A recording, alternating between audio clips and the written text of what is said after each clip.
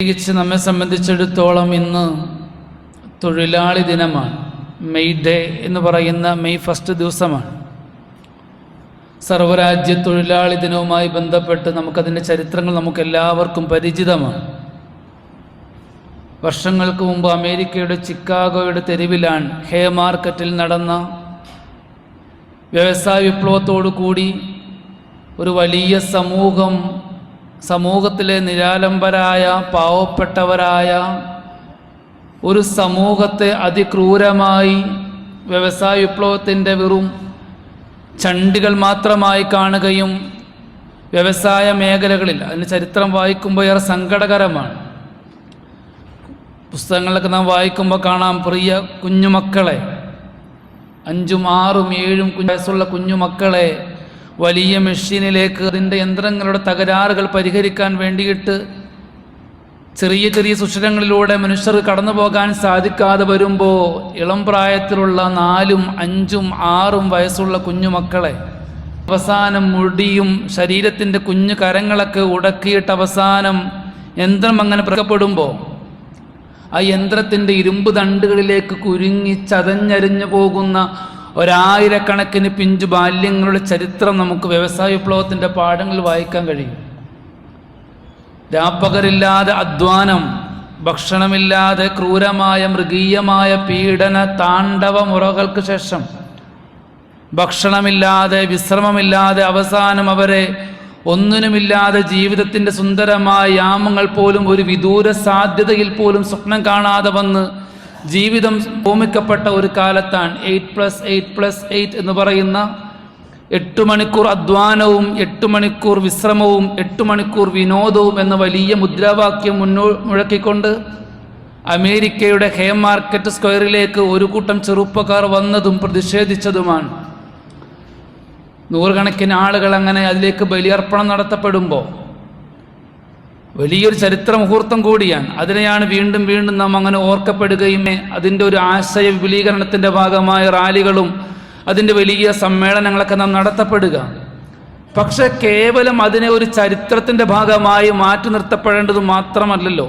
നമ്മെ സംബന്ധിച്ചിടത്തോളം, വിശ്വാസികളെ സംബന്ധിച്ചിടത്തോളം വിശാലമായ കാഴ്ചപ്പാടിൽ അതിനെ നോക്കിക്കാണുകയും വായിച്ചെടുക്കുകയും ചെയ്യേണ്ടത് ധാർമ്മികമായി നമ്മുടെ ബാധ്യതയാണ്. അതിനൊന്ന് മനസ്സിലാക്കി വെക്കേണ്ടതുണ്ട്. അതുകൊണ്ടാണ് May Day the short history of international workers holiday എന്ന് പറയുന്ന ഒരു പുസ്തകത്തിനകത്ത് ആ ചരിത്രകാരൻ എഴുതി വെക്കുന്നൊരു ഭാഗമുണ്ട്. It was a demand for more time to leave എന്നാണ്. മനുഷ്യന് ജീവിക്കാൻ കഴിയുന്ന ഒരു സാഹചര്യം ഉണ്ടാക്കിയെടുക്കുക എന്നാണ്. കേവലം 8+8+8 എന്ന് പറയുന്ന ഒരു മുദ്രാവാക്യം മാത്രമായിരുന്നില്ല അത്, മറിച്ച് it was a demand for more time to leave. മനുഷ്യന് ജീവിക്കാനുള്ള അവകാശത്തിന് വേണ്ടിയുള്ളതായിരുന്നു എന്നാണ്. 17-ാം നൂറ്റാണ്ട് 18-ാം നൂറ്റാണ്ടിലൊക്കെ മനുഷ്യൻ ജീവിക്കാൻ വേണ്ടി ഇങ്ങനെ അവകാശങ്ങൾക്ക് വേണ്ടി പോരടിക്കുന്നു എന്നാണ്. അതുകൊണ്ടാണ് കമ്മ്യൂണിസ്റ്റ് മാനിഫെസ്റ്റോയിലൊക്കെ വലിയ ഒരു വേൾഡ് പെർസ്പെക്റ്റീവ് ഇങ്ങനെ മുന്നോട്ട് വെക്കുന്നത് കാണാം. The society of history is class struggle എന്നാണ്. ഏതു കാലഘട്ടത്തിൻ്റെ ചരിത്രം നാം നോക്കിയാലും അവിടെയെല്ലാം കാണുന്നത് ഒരു വലിയ സമൂഹത്തെ പലതായി അങ്ങനെ വേർതിരിക്കപ്പെട്ട് പണമുള്ളവനും പണമില്ലാത്തവനെയും സമൂഹത്തിന് 2 തട്ടാക്കി വച്ചിട്ട് അങ്ങനെ അടക്കി ഭരിക്കുന്ന ഒരു സിസ്റ്റം. അതുകൊണ്ടാണ് അവരെ പറയാനുള്ള കാരണം society the history of class struggle എന്ന് പറയാനുള്ളതിൻ്റെ കാരണം. എവിടെ നോക്കിയാലും സമൂഹത്തെ അങ്ങനെ വേർതിരിച്ചിരുന്നു എന്നാണ്. ഏത് നൂറ്റാണ്ടിൻ്റെ ചരിത്രം പഠിച്ചാലും സമൂഹത്തെ അങ്ങനെ പല തട്ടുകളായി തിരിക്കപ്പെടുകയും മനുഷ്യരെ അങ്ങനെ വർഗീകരിക്കപ്പെടുകയും ചെയ്തിരുന്നു എന്നാണ്. ഇന്നും അതിന് വലിയ മാറ്റങ്ങളൊന്നും വന്നിട്ടില്ല എങ്കിലും അവിടെയാണ് പരിശുദ്ധമായ ഇസ്ലാം ഈ ക്ലാസ് സ്ട്രഗിളിനെ കുറിച്ച്, ഈ വർഗീയമായിട്ടുള്ള മനുഷ്യനെ പല തട്ടിലായി വർഗീകരിക്കപ്പെടുന്നതിനെ കുറിച്ച് എതിർത്തുകൊണ്ട് തന്നെ സംസാരിക്കാനുള്ളതിൻ്റെ കാരണം. വിശുദ്ധമായ ഖുർആനും വിശുദ്ധമായ ഹദീസും നാം വിഭാവനം ചെയ്യുന്ന നമ്മുടെ സംസ്കാരവും ഈ റിലീജിയസ് പ്രാക്ടീസുകളൊക്കെ നമ്മെ പഠിപ്പിക്കുന്നത് സമൂഹത്തിന് കൊടുക്കുന്ന മെസ്സേജ് എന്താണ്? വ്യത്യസ്തമായ മേഖലകളിൽ വ്യത്യസ്തമായ തുറകളിൽ അവൻ്റെ കപ്പാസിറ്റിക്കനുസരിച്ച്, അവൻ്റെ സ്കില്ലുകൾക്കനുസരിച്ച്, അവൻ്റെ വിദ്യാഭ്യാസം അനുസരിച്ച് അവനെങ്ങനെ ജോലി ചെയ്യുമ്പോഴും അതിൻ്റെ ഹൈറാർക്കി വ്യത്യാസമാണ് എങ്കിൽ പോലും പരസ്പരം ബഹുമാനത്തോടെ അധിഷ്ഠിതമായ സ്നേഹത്തോടെ അധിഷ്ഠിതമായ ഒരു നിയമസംഹിതയിൽ കൃത്യമായ നന്മയിൽ ഊന്നിക്കൊണ്ടുവേണം ഒരു മനുഷ്യൻ അവൻ്റെ ജീവിതം പരിപൂർണമായും ഈ സമൂഹത്തിൽ ജീവിച്ചു തീർക്കാൻ എന്ന് വിശുദ്ധമായ ഖുർആൻ നമ്മെ പഠിപ്പിക്കുകയാണ്. ഹദീസുകൾ നമ്മെ പഠിപ്പിക്കുകയാണ്. പരിശുദ്ധ പ്രവാചകന്റെ ജീവിത രീതികൾ നമ്മെ പഠിപ്പിക്കുന്നത് അതാണ്. സമ്പത്തുള്ളവരുണ്ടാകും, സമ്പത്ത് കുറഞ്ഞവരുണ്ടാകും, മനോഹരമായ ബിസിനസ് മേഖലയിൽ സാമ്രാജ്യത്വ ലോകങ്ങൾ പടുത്തുയർത്തിയവരുണ്ടാകും, അതിൻ്റെ കീഴിൽ അവർക്ക് വേണ്ടി പണിയെടുക്കുന്ന ആയിരക്കണക്കിന് ആളുകളുണ്ടാകും, അതിൽ വിദ്യാഭ്യാസ സമ്പന്നരുണ്ടാകും, വിദ്യാഭ്യാസമില്ലാത്തവരുണ്ടാകും, സ്ഥാനമാനങ്ങളിൽ വ്യത്യാസങ്ങളുള്ളവരുണ്ടാകും. പക്ഷേ അങ്ങനെയൊക്കെയാണെങ്കിലും നിങ്ങൾ അവിടെ പാലിക്കപ്പെടേണ്ട ധാർമ്മികമായ ഉത്തരവാദിത്തങ്ങൾ വിശുദ്ധമായ ഖുർആൻ ഓരോരുത്തരോടും പറഞ്ഞു വെക്കുന്നതാണ്. ഓരോരുത്തരോടും. അപ്പോൾ നാം വിചാരിക്കും അങ്ങനെ വലിയ ഒരു ബിസിനസ് ഒന്നും നമുക്കില്ലല്ലോ എന്ന് വിചാരിക്കുന്നവരെ സംബന്ധിച്ച്, നീ നിന്റെ കുടുംബത്തിൻ്റെ 4 ചുവരിൻ്റെ ഉള്ളിലേക്ക് മനുഷ്യനെ എറിയപ്പെട്ടാൽ, അങ്ങനെ ഉണ്ടല്ലോ, നമുക്ക് കുടുംബങ്ങളുണ്ടാവും. നമ്മളിവിടെ പാലിക്കപ്പെടുന്ന മാതാവ് എന്ന് പറയുന്ന റോളുകളുണ്ടാകും, പിതാവ് എന്ന് പറയുന്ന കൃത്യമായി പാലിക്കപ്പെടേണ്ട രക്ഷകർത്താവ് എന്ന് പറയുന്ന കൃത്യമായ ഒരു സ്ഥാനമുണ്ടാകും, അവിടെ മക്കൾ എന്ന് പറയുന്ന സ്ഥാനമുണ്ടാകും. പക്ഷേ നബി സല്ലല്ലാഹു അലൈഹി വസല്ലമ തങ്ങൾ പറയുന്നു, അങ്ങനെ അധികാരത്തിൻ്റെ വീട്ടിലാവട്ടെ, കുടുംബത്തിലാവട്ടെ, സൊസൈറ്റിയിലാവട്ടെ, ബിസിനസ് ലോകത്തിലാവട്ടെ, എവിടെയാണെങ്കിലും കുല്ലുക്കും റാഇൻ വ കുല്ലുക്കും മസ്ഊലുൻ അൻ റഇയതി, പരിശുദ്ധ റസൂലുള്ളാഹി സ്വല്ലല്ലാഹു അലൈഹി വസല്ലം. എവിടെയാണെങ്കിലും നിങ്ങളെ സംബന്ധിച്ച് നിങ്ങളെല്ലാം ഭരണകർത്താക്കളാണെന്ന് അഷ്റഫുൽ ഖൽഖ് റസൂലുള്ളാഹി. എല്ലാവരും കുടുംബത്തിൻ്റെ വാപ്പ എന്ന നിലക്ക്, ഉമ്മ എന്ന നിലക്ക്, ഒരു മകൻ എന്ന നിലക്ക്, സമൂഹത്തിൻ്റെ ഒരു സിറ്റിസൺ എന്ന നിലക്ക് സമൂഹത്തോട് പാലിക്കപ്പെടേണ്ട ധാർമ്മികപരമായ ഉത്തരവാദിത്തങ്ങളുണ്ട്. ഒരു മസ്ജിദ് എന്ന നിലക്ക്, ഒരു ഇമാം എന്ന നിലക്ക്, മനുഷ്യൻ ബന്ധപ്പെടുന്ന ഏത് മേഖലയിലും അവൻ പൂർത്തീകരിക്കപ്പെടേണ്ട കൃത്യമായ ഉത്തരവാദിത്തങ്ങളിൽ നിന്ന് ഒരാൾക്കും ഒഴിഞ്ഞു മാറാൻ കഴിയില്ലെന്നാണ്. ഒരാൾക്കും ഒഴിഞ്ഞു മാറാൻ കഴിയില്ല. അതുകൊണ്ട് തന്നെ നാളെ അള്ളാഹുവിൻ്റെ സമക്ഷത്തിൽ കൃത്യമായി അതിനും ചോദ്യങ്ങൾ ഉണ്ടാകുമെന്ന് അഷ്റഫുൽ ഖൽഖ് റസൂലുള്ളാഹി സ്വല്ലല്ലാഹു അലൈഹി വസല്ലമ തങ്ങൾ പഠിപ്പിക്കുകയാണ്. അതുകൊണ്ട് വിശുദ്ധമായ ഖുർആൻ പറഞ്ഞു വെക്കുന്നുണ്ട്, അള്ളാഹുവിനെ കുറിച്ച് പറയുന്നിടത്ത് അല്ലദീ ഖലഖൽ മൗത വൽ ഹയാത, ഒരു മനുഷ്യൻ അള്ളാഹു ജീവിതവും മരണവും സംവിധാനിച്ചവനാണ് അള്ളാഹു തആല. ഏതൊരു മനുഷ്യനും മരണമുണ്ടാകും, ജീവിതമുണ്ടാകും. എന്തിനു വേണ്ടിയാണ്? ലിനബ്ലുവക്കും അയ്യുക്കും അഹ്സനു അമല.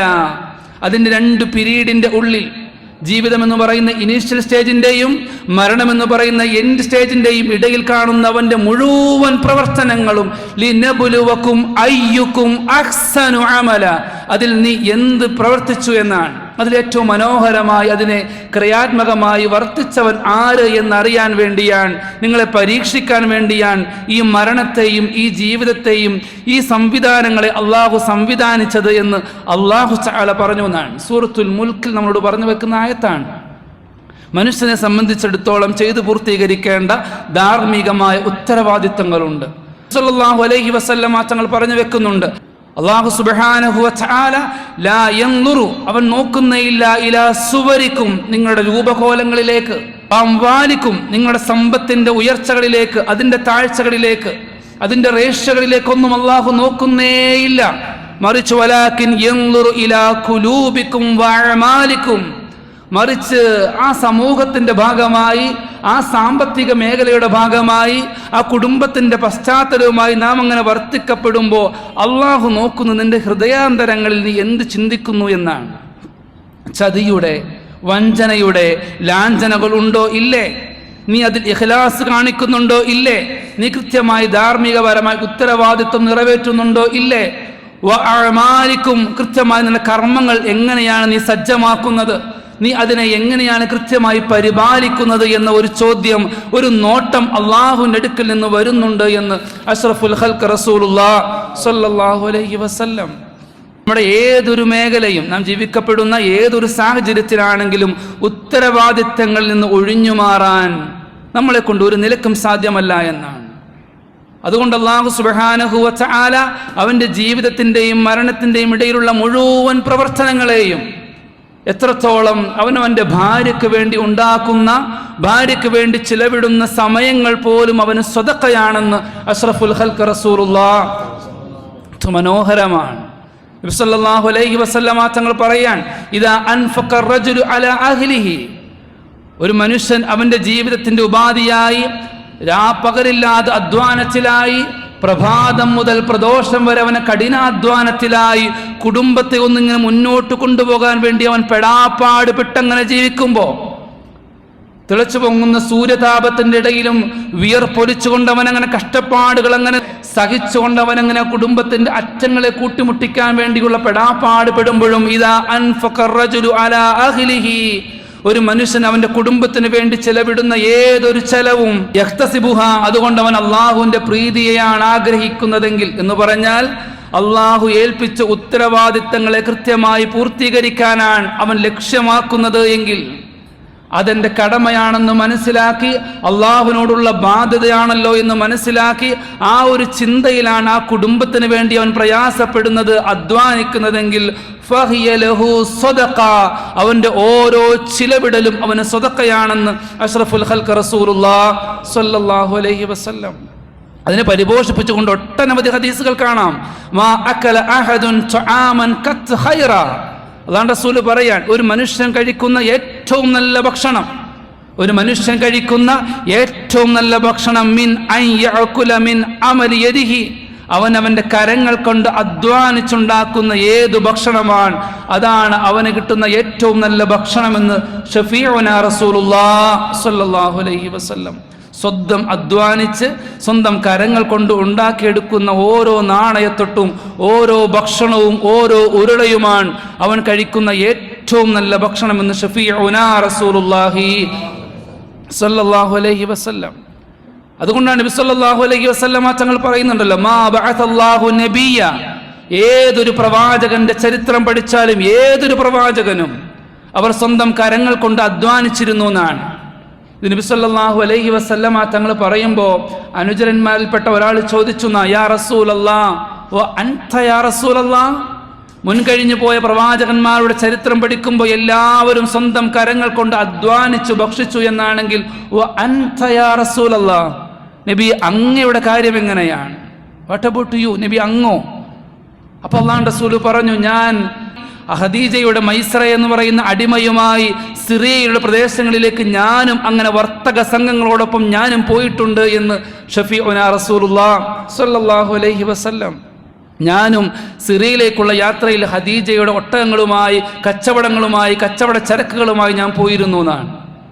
അത് മൈസറത്ത് തന്നെ പറയുന്നുണ്ടല്ലോ, നബി തങ്ങളുടെ കൂടെ മുഹമ്മദിന്റെ കൂടെ ഞങ്ങൾ സിറിയയിലേക്ക് കച്ചവടത്തിന് പോകുമ്പോൾ എല്ലാവരും കച്ചവടത്തിന് വേണ്ടി വസ്തുക്കൾ തുറന്നു വെക്കുമ്പോൾ മുഹമ്മദ് കാണിക്കുന്ന ചില രീതികളുണ്ട്. സത്യമല്ലാതെ മറ്റൊന്നും പറയാതെ, കളവിൻ്റെ ലാഞ്ചനകളില്ലാതെ, ഒരാളെയും ദ്രോഹിക്കാതെ, ഒരാൾക്ക് മേൽ വലിയ വർത്തമാനങ്ങൾ പറയാതെ, അനാവശ്യമായ വാചകങ്ങൾ പറയാതെ കൃത്യമായി സുന്ദരമായി കച്ചവടം ചെയ്യുന്നത് ഞാൻ അത്ഭുതത്തോടെ നോക്കി നിന്നിട്ടുണ്ട് എന്ന് മൈസറത്ത് ഖദീജ റളിയല്ലാഹു അൻഹയോട് പറഞ്ഞു കൊടുക്കുന്നുണ്ട്. വലിയ ലാഭവുമായി വരുമ്പോൾ ആ കച്ചവടത്തിൽ ഹബീബായ റസൂലുള്ളാഹി സ്വല്ലല്ലാഹു അലൈഹി വസല്ലമ തങ്ങൾ കാണിച്ച മാന്യത, അതിൻ്റെ രീതികൾ, അതിൻ്റെ സ്വഭാവ മഹിമകൾ, അതെല്ലാം കൃത്യമായി ഖദീജ ബീവിയോട് മൈസറത്ത് വന്നിരുന്നു പറഞ്ഞു എന്നാണ്. വിസ്തങ്ങൾ പറയാൻ, ഞാനും അങ്ങനെ കച്ചവടത്തിലായി എൻ്റെ കരങ്ങൾ കൊണ്ട് അധ്വാനിക്കുന്നു സ്വഹാബ എന്ന് ഷഫീഉനാ റസൂലുള്ളാഹി സ്വല്ലല്ലാഹു അലൈഹി വസല്ലം. നൂഹ് നബി അലൈഹി സ്വലാമിൻ്റെ ചരിത്രം നോക്കിക്കോളൂ. അവിടുന്ന് കപ്പൽ നിർമ്മിക്കുന്ന മനോഹരമായ ഒരു കാർപ്പൻ്ററായി വിശുദ്ധമായ ഖുർആൻ സയ്യിദുനാ നൂഹ് നബി അലൈഹി സ്വലാമിനെ പരിചയപ്പെടുത്തുന്നുണ്ട്.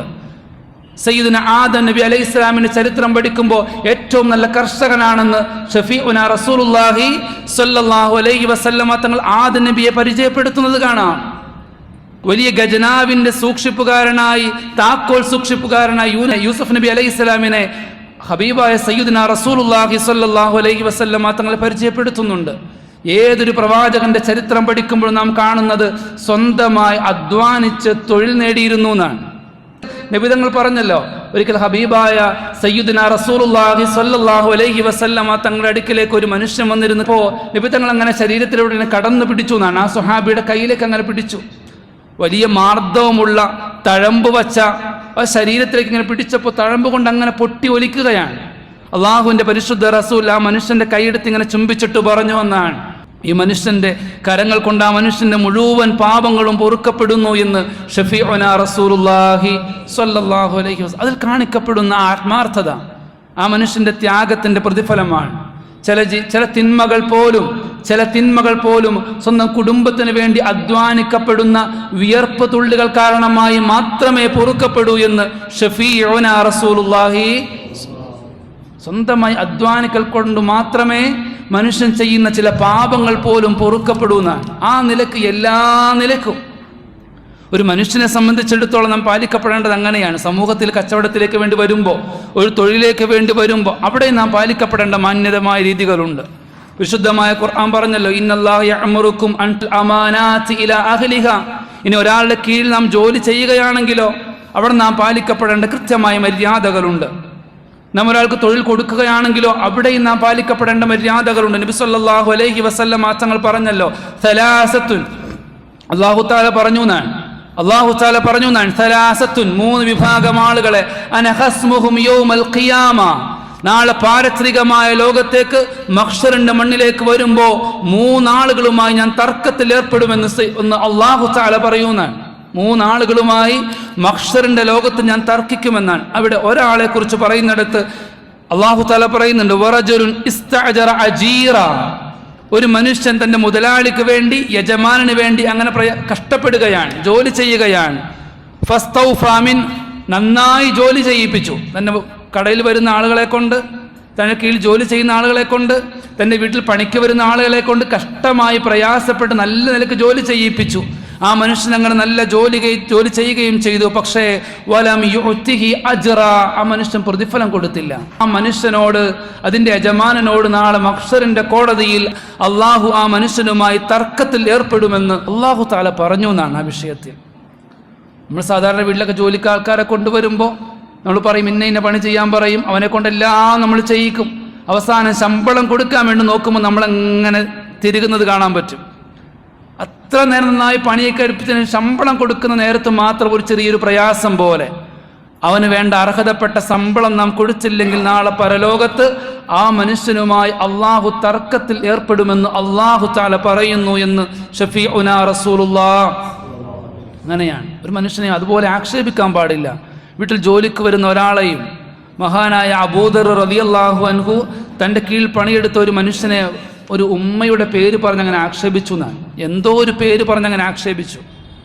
അത് പരാതിയായ ഹബീബായ സയ്യിദുനാ റസൂലുള്ളാഹി സ്വല്ലല്ലാഹു അലൈഹി വസല്ലമ തങ്ങളുടെ മുമ്പിലേക്ക് വരികയാണ്. എന്തോ ഒരു പേര് വിളിച്ചതാണ്. അതൊരു വലിയ പരാതിയായി നബി തങ്ങളുടെ അടുക്കലേക്ക് വന്നപ്പോൾ ഹബീബായ സയ്യിദുനാ റസൂലുള്ളാഹി സ്വല്ലല്ലാഹു അലൈഹി വസല്ലം അബൂദറുൽ ഗിഫാരിയെ വിളിച്ചിട്ട് പറഞ്ഞു എന്നാണ്, പഴയ കാലഘട്ടത്തിന്റെ ജാഹിലിയ പ്രവണതകൾ, ജാഹിലിയ കാലഘട്ടത്തെ പ്രാക്ടീസുകൾ ഇന്നും നീ ഉപേക്ഷിക്കാൻ തയ്യാറായിട്ടില്ലേ യാ അബൂദർ എന്ന് ഷഫീഉനാ റസൂലുള്ളാഹി ഗൗരവമായ ഭാഷയിൽ പറഞ്ഞു എന്നാണ്. എന്നിട്ട് പറഞ്ഞു കൊടുത്തു എന്നാണ്, ഹും ഇഖ്വാനുക്കും ഹൗലക്കും, ആ വരുന്ന മനുഷ്യൻ, നിന്റെ വീട്ടിൽ പണിക്ക് വരുന്ന മനുഷ്യൻ നിന്റെ സഹോദരനാണ്. എത്ര മനോഹരമായ വാക്കുകളാണ് ഈ പറയപ്പെടുന്ന. ഈ ലേബർ ലോയൊക്കെ വരുന്നതിന് നൂറ്റാണ്ടുകൾക്ക് മുമ്പ് നബി സല്ലല്ലാഹു അലൈഹി വസല്ലം തങ്ങൾ പറയാൻ, അവൻ നിന്റെ സഹോദരനാണ്. ഫമൻ കാന അഖൂഹു തഹ്ത യദിഹി ഫൽയുത്ഇംഹു മിമ്മാ യഅകുൽ, അങ്ങനെ ഒരാൾ നിന്റെ വീട്ടിൽ പണിക്ക് വന്നാൽ നീ കഴിക്കുന്ന അതേ ഭക്ഷണം നീ അവനും വിളമ്പി കൊടുക്കണമെന്ന് ഷഫീഉനാ റസൂലുള്ളാഹ്. എത്ര മനോഹരമായ പാടാണ്. വീട്ടിലേക്ക് ഒരാൾ ജോലിക്ക് വന്നാൽ നീ കഴിക്കുന്ന അതേ ഭക്ഷണം അത് അവനും കൊടുക്കണമെന്നാണ്. വയൽബിസുഹു മിമ്മാ യൽബസ്, നീ ധരിക്കപ്പെടുന്ന അതേ വസ്ത്രം തന്നെ അവനും കൊടുക്കണം. ദിവസങ്ങളോളം നമ്മുടെ അടുത്ത് താമസിക്കേണ്ടി വന്ന ഒരു പണിക്കാരന് കൊടുക്കുമ്പോൾ അവന് കുറഞ്ഞ വസ്ത്രങ്ങളും നീ വലിയ പണക്കാരൻ്റെ വസ്ത്രവും പാടില്ലെന്നാണ്. ആ വിവേചനം പോലും പാടില്ലെന്നാണ്. നീ ധരിക്കപ്പെടുന്ന അതേ വസ്ത്രം അവനും കൊടുക്കണം. വലാ തുകല്ലിഫൂഹു മിമ്മാ യുഗ്ലിബുഹും, അവന് പ്രയാസപ്പെടുന്ന, അവനെ കൊണ്ട് ചെയ്യാൻ കഴിയാത്ത പണികൾ നീ അവനെ കൊണ്ട് ചെയ്യിക്കരുത് എന്ന് ഷഫീഉനാ റസൂലുള്ളാഹ്. അല്ലഫ്തുമൂഹും ഫഅഈനൂഹും, ഇനി അവനത് വലിയ പ്രയാസമായി എന്ന് നിനക്ക് തോന്നിയാൽ നീ അവനെയും സഹായിച്ചു കൊടുക്കണമെന്നാണ്. നീ വലിയ മുതലാളിയായി മാറി നിൽക്കലല്ല വേണ്ടത്. അവന് നീ ഭക്ഷണം കൊടുക്കണം, അവന് നീ വസ്ത്രം കൊടുക്കണം, പ്രയാസപ്പെടുത്താൻ പാടില്ല. ഇനി അവന് പ്രയാസപ്പെടുന്നു എന്ന് നിനക്ക് തോന്നിയാൽ നീ അവനെ ചെന്ന് സഹായിച്ചു കൊടുക്കണമെന്ന് ഷഫീഉനാ റസൂലുള്ളാഹി. ഇനി അതല്ല, അവനെ കൊണ്ട് തീരെ പറ്റുന്നില്ല എന്ന് തോന്നിയാൽ അവനെ വിട്ടിട്ട് അതിന് ഉതകുന്ന മറ്റു പണിക്കാരനെ വിളിച്ചോളൂ. വലാ തുഅദ്ദിബു ഖൽഖല്ലാഹ്, എന്നാൽ പോലും അവനെ നീ ഉപദ്രവിക്കാൻ പാടില്ല എന്ന് ഷഫീഉനാ റസൂലുള്ളാഹി. ഇത്ര മനോഹരമായ തൊഴിൽ മേഖലയിൽ പാലിക്കപ്പെടേണ്ട മര്യാദകളാണ്. അള്ളാഹു തആല മനസ്സിലാക്കാനും ഉൾക്കൊള്ളാനുമുള്ള തൗഫീഖ് പ്രദാനം ചെയ്ത് അനുഗ്രഹിക്കുമാറാകട്ടെ. തൊഴിലെടുക്കുന്ന ഒരാളെ സംബന്ധിച്ചിടത്തോളം ഒറ്റ ഹദീസ് കൂടി പറഞ്ഞ് അവസാനിപ്പിക്കുന്നു. അള്ളാഹു തആല പറഞ്ഞിട്ടുണ്ട്, ഇന്നല്ലാഹ യുഹിബ്ബു ഇദാ അമില അഹദുക്കും അമല അൻ യുഖിദഹു എന്ന് പറഞ്ഞാൽ ആ മനുഷ്യൻ അവൻ്റെ സ്കില്ല് ഉപയോഗിച്ച് ചെയ്യുന്ന ഏറ്റവും നല്ല പണികൾ, അവൻ്റെ കഴിവ് കൊണ്ട് അവൻ ചെയ്യുന്ന ഏതൊരു പണിയും ആ പണി അള്ളാഹുവിന് വലിയ ഇഷ്ടമാണ് എന്ന് ഷഫീഉനാ റസൂലുള്ളാഹി. അതിൽ പാലിക്കപ്പെടേണ്ട മര്യാദയോടുകൂടി ആ സ്കില്ലുകൾ ഉപയോഗിച്ച് അത് മനോഹരമായി പൂർത്തീകരിക്കപ്പെട്ടാൽ ആ പണി ചെയ്ത മനുഷ്യനെ അള്ളാഹു വല്ലാണ്ട് ഇഷ്ടപ്പെടുന്നു എന്ന് ഷഫീഉനാ റസൂലുള്ളാഹി സ്വല്ലല്ലാഹു അലൈഹി വസല്ലം. അള്ളാഹു മനസ്സിലാക്കാനും ഉൾക്കൊള്ളാനുമുള്ള തൗഫീഖ് പ്രദാനം ചെയ്ത് അനുഗ്രഹിക്കുമാറാകട്ടെ. അള്ളാഹു തആല ആ അമാനാത്തുകളെ, ആ സൂക്ഷിപ്പ് മുതലുകളെ, ആ പ്രവർത്തനങ്ങളെ കൃത്യമായി പരിപാലിക്കപ്പെടാനും അതുകൊണ്ട് നാളെ ഉന്നതമായ വിജയങ്ങൾ നേടിയെടുക്കാനും അള്ളാഹു നമുക്കെല്ലാം ഉദവി പ്രദാനം ചെയ്യുമാറാകട്ടെ എന്ന് ആത്മാർത്ഥമായി ദുആ ചെയ്യുകയാണ്.